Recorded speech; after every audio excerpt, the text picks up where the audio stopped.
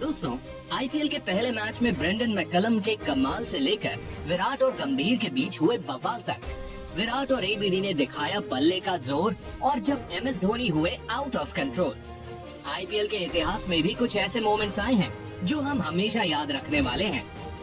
तो चलिए आज हम आईपीएल के अनफॉरगेटेबल मोमेंट्स के बारे में बात करते हैं। दोस्तों, 18 अप्रैल 2008 ये वो तारीख थी जब आईपीएल का आगाज हुआ था। कोलकाता नाइट राइडर्स के सामने रॉयल चैलेंजर्स बैंगलोर की चुनौती थी। केकेआर की ओर से ओपनिंग करने आए ब्रेंडन मैकलम ने सिर्फ 73 बॉल्स में 158 रन की ताबड़तोड़ पारी खेली और दुनिया को आईपीएल की ताकत दिखा दी। इस पारी में उन्होंने 10 फोर्स और 13 सिक्सेस लगाए थे। अगर ब्रेंडन मैकलम की वो पारी न होती तो शायद आज आईपीएल इस मुकाम पर न होता, और शायद हम आईपीएल के इतने डाई हार्ड फैंस बने ही न होते। दूसरी ओर शेन वॉर्न की कैप्टनसी वाली राजस्थान में बड़े बड़े नाम तो नहीं थे, लेकिन जीतने का जज्बा बहुत था। लीग स्टेज में उन्होंने 14 में से 11 मैचेस जीते थे और पॉइंट्स टेबल में दूसरे नंबर पर रहे थे। इसके बाद सेमीफाइनल्स में उन्होंने दिल्ली डेयरडेविल्स को एक तरफा मैच में 105 रन से हरा दिया।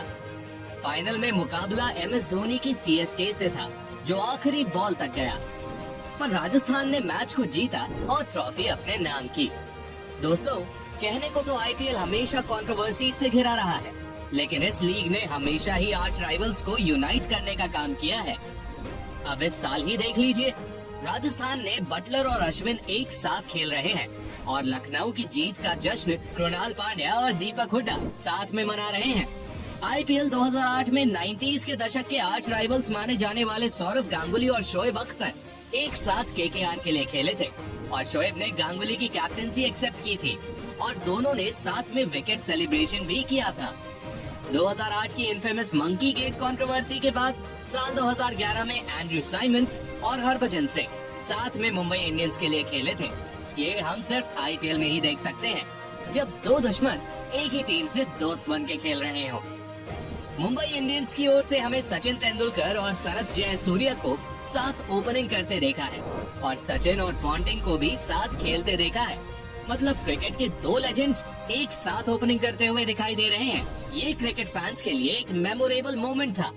दोस्तों, आपने देखा था क्या वो मैच? मतलब आईपीएल में कुछ भी पॉसिबल है, और बात इम्पॉसिबल को पॉसिबल करने की है तो आईपीएल 2013 में हमने राहुल द्रविड़, जिन्हें आज तक कभी गुस्से में नहीं देखा, उन्हें भी हमने आईपीएल में गुस्सा होते हुए देखा था। साल 2013 में ही हमने भारत के दो लेजेंडरी प्लेयर्स गौतम गंभीर और विराट कोहली को मैदान पर भिड़ते देखा था। लक्ष्मीपति बालाजी की एक बॉल पर जब कोहली ने शॉट मारा तो बॉल हवा में चली गई और कोहली आउट हो गए। विकेट का जश्न मनाते गंभीर कोहली के पास से कुछ कहते हुए निकले, जिसने कोहली के गुस्से को भड़का दिया, और फिर हमने गंभीर और कोहली के बीच शब्दों के तीर चलते देखे।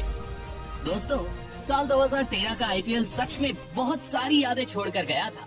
2013 ही वो साल था जब यूनिवर्स बॉस क्रिस गेल ने आईपीएल हिस्ट्री का सबसे विशाल स्कोर बनाया था। पुणे वॉरियर्स इंडिया के खिलाफ मैच में गेल ने सिर्फ 66 बॉल्स पर 17 सिक्सेस और 13 फोर्स की मदद से नॉट आउट 175 रन बनाए थे।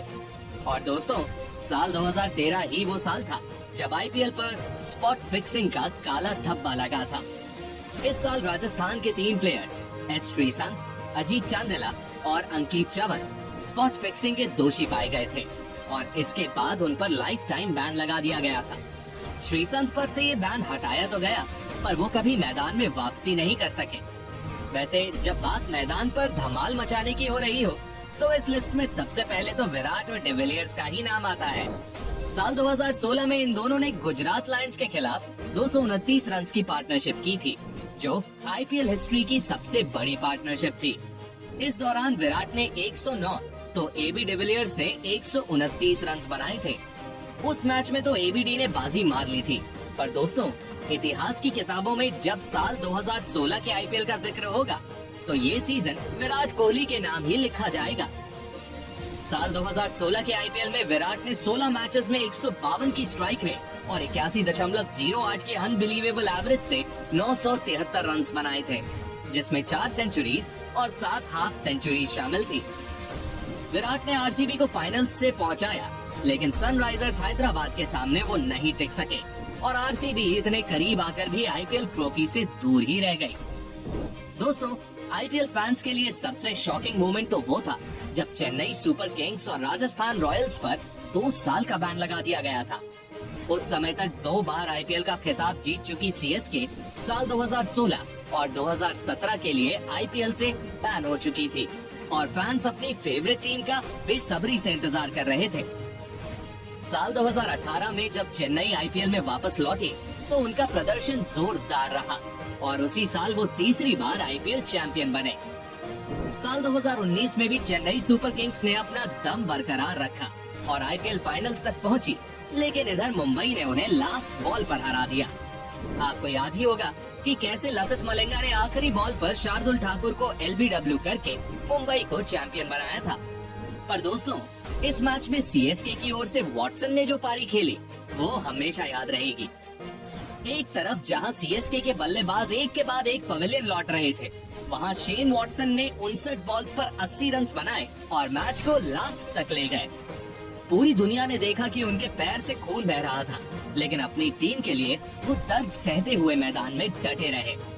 दोस्तों, इसी साल हमें एमएस धोनी का एंग्री मैन वाला अवतार भी देखने को मिला था। राजस्थान रॉयल्स के खिलाफ एक मैच में जब नॉन स्ट्राइकर एंड पर खड़े अंपायर ने बेन स्टोक्स की एक बॉल को पहले नो बॉल देकर बाद में डिसीजन बदल दिया तो एमएस धोनी का गुस्सा भड़क उठा और वो मैदान में आकर अंपायर को नसीहत देते नजर आए। वैसे नसीहत तो रविचंद्रन अश्विन ने बटलर को भी दी थी, पर उनके पैर क्रीज के अंदर रह ही नहीं रहे थे। फिर क्या, अश्विन ने बटलर को मांग कट कर दिया और इस इंसिडेंट ने कंट्रोवर्सी का रूप ले लिया। साल 2019 के आईपीएल के बाद इस कंट्रोवर्सी ने वर्ल्ड क्रिकेट को 2 गुटों में बांट दिया था और अश्विन को जमकर क्रिटिसाइज किया गया था। हालांकि अब तो आईसीसी ने भी मार्केटिंग को मान्यता दे दी है। दोस्तों, आखिर में बात करते हैं उस मोमेंट की जिसने हर क्रिकेट फैन के चेहरे पर खुशी ला दी थी।